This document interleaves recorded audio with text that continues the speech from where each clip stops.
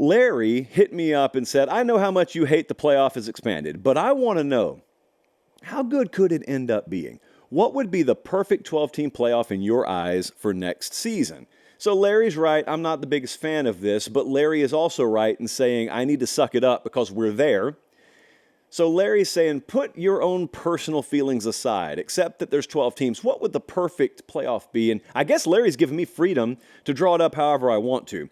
So I tried this for like 30 minutes, and it was like eating dog food to me. Not the dry kind that secretly can sometimes smell okay.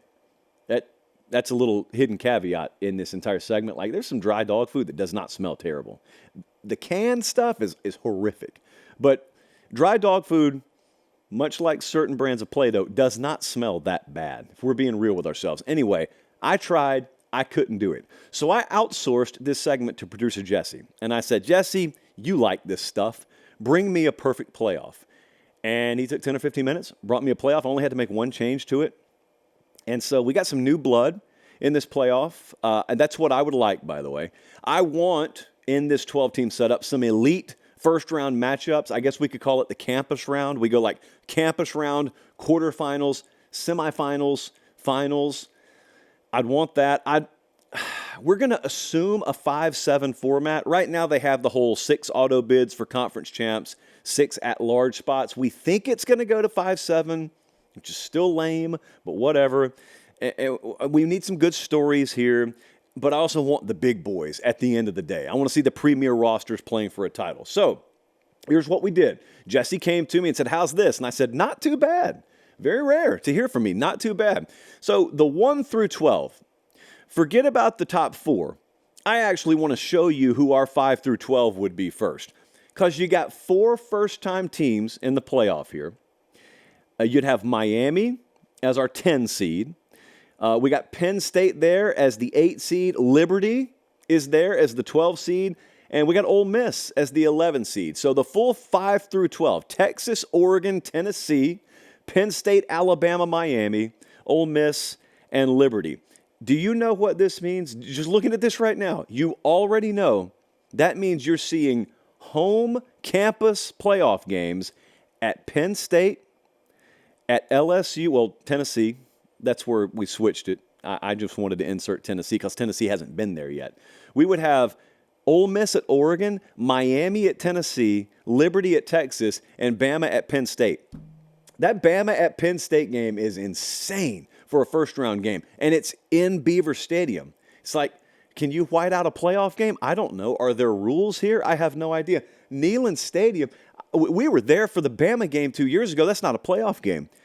Honestly, I don't think you can get better than what we saw 2 years ago. But we would have that. Okay, so here's what we're going to pick. We're going to take Bama over Penn State. We're going to take Oregon over Ole Miss. We're taking Tennessee over Miami. And we're taking Texas over Liberty. Then we get to what we would call the quarterfinal round. And that's where we reveal our top 4 seeds. Top 4 seeds, let's make it Georgia as the 1 seed, winning the SEC, obviously. Ohio State wins the Big Ten. They're the number 2 seed. Utah, and I'll get back to this in a second. Utah wins the Big 12. Yeah, first year in the Big 12. Walk right in and grab the crown. They're the 3 seed. Florida State wins the ACC. They're the 4 seed. Now, I want you to imagine this, because we don't know how this is going to shake out yet, but just start to familiarize yourself with the way the seeding works. Utah gets that 3rd seed and a first-round bye because they're a conference champ. So it does not matter how good Texas was in this scenario, or how good Tennessee was, or Bama was. If they didn't win the conference, doesn't matter if Vegas tells you they'd be a 2-touchdown favorite against Utah. They're going to be ranked behind them. Like I told you, there are 50 different flaws that I have with this system, this being one of the biggest one. Auto bids in general are pathetic to me. If you need special carve-outs to make sure you get access to a 12-team playoff, you didn't belong in the playoff. That's my feel, but whatever. They didn't consult me, as they seldom do on these matters. So with those first 4, and given the matchups that we gave you in the first round, we're looking at, and these are all neutral sites, because God forbid we play 2 rounds of home playoff games, Bama versus Georgia, Texas versus Florida State, Tennessee versus Ohio State, Oregon versus Utah. And by the way, Bama, Georgia play in the regular season. For all we know, they played in Atlanta as well. This could be their third matchup. Nothing like college football, man. 3 matchups in a year. Texas, Florida State would be wild because that's Florida State's shot. Okay, they had a first-round bye. That's their shot. They get to go up against the big boy. They're in the playoff, by the way. In the playoff. And they're facing Texas. And you got Mike Norvell, Steve Sarkisian. What about that next matchup? You got Chip Kelly as the new offensive coordinator at Ohio State facing Heupel. One of the best just individual back and forths. Tennessee versus Ohio State. Oregon, Utah. Pac-12 Pate would have a tear in the eye remembering what once was. Oregon versus Utah also would be a very, very big challenge for Dan Lanning and his staff against Utah and that staff. You want to have some fun, go check out Total Experience on coaching staffs. Find one with more than Utah. Those dudes have been around forever. I've had the privilege of watching the Hobbit movies, a precursor to the Lord of the Rings movies lately. Jesse, the old dude with the beard all the way down to the ground, what's his name? Wizard hat? Gandalf, yeah, thank you. Can't believe I forgot that name.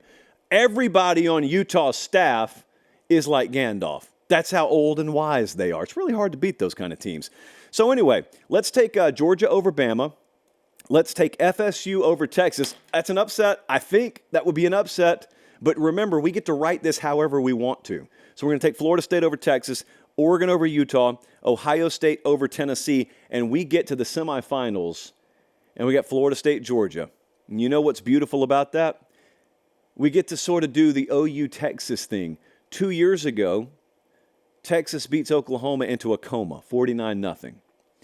1 year later, Oklahoma beats them outright. And you find out, the gaps really are never as wide as they look. Well, Georgia just splattered Florida State all over Miami like last month. 63-3 was the final. We'd get to see them 1 year later. We get to see Mike Norvell and Florida State take a shot at Georgia 1 year later. Oregon versus Ohio State. I inserted myself here because I look to subvert this process at every turn. I picked Oregon versus Ohio State because, number one, it'd be really entertaining, but number two, it's possible this is the third time these teams have played. Somehow, some way, I want us to go ahead and just face that possibility head on in year one because it is a terminal flaw in this entire system, the fact that teams could play 3 times in 1 year. Ohio State goes to Oregon in the regular season. There are no divisions in the Big Ten anymore, so that means they could very well face in the Big Ten championship game, and they could both get in the playoff and face off again, who knows what round. So I'd like to go ahead and get that out of the way so people can watch it and say, well, this is a little messed up, and see if they actually do anything about it. Ryan Day and Chip Kelly in that matchup against Dan Lanning and his staff, and then we pick the winners. I'm taking Georgia over FSU. I'm taking Ohio State over Oregon so that I can get 2 of the premier rosters in the sport. Not that the others would have lacked, but I'm getting 2 of the premier rosters in the sport. Georgia seeking their 3rd title in 4 years. If they win it, that's the story. If Ohio State wins it, Ryan Day finally does what I've been dutifully informed he can't do, and that is win the big one and win a national championship. And also that matchup, Ryan Day and Chip Kelly versus Kirby and Glenn Schumann and Will Muschamp and the 47 other former coordinators and head coaches Kirby has there, that would be must-see TV. So you see, even after all that, what did we wind up with? The 1 seed versus the 2 seed. And what I would love is a lot of entertainment, but once the dust settles, you and I look and say, wait a second, you mean we wound up with the same championship game that the BCS would have given us, so that I can sit here and grin and say, yup, told you.